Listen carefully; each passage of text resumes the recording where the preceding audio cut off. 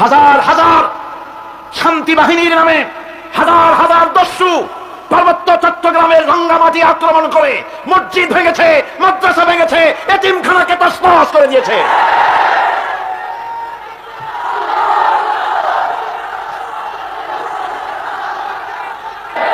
বাংলাদেশের প্রতিটি অঞ্চলে সেনাবাহিনীর পদচারণা অব্যাহত বিনা বাধায় থাকতে হবে, সেটাই স্বাধীনতার গ্যারান্টি।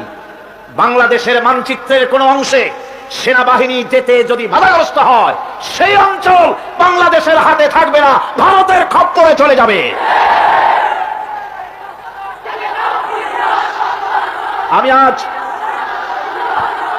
আপনাদের সামনে আরজ করতে চাই,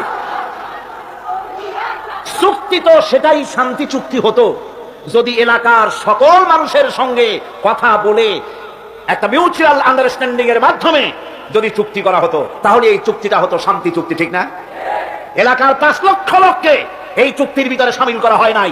এটা কি সত্য বললাম না মিথ্যা বলেছি?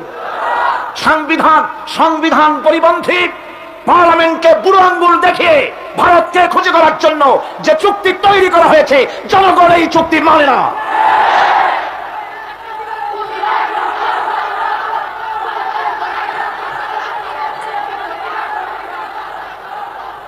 চুক্তির ভিতরে বৈষম্য হয়েছে।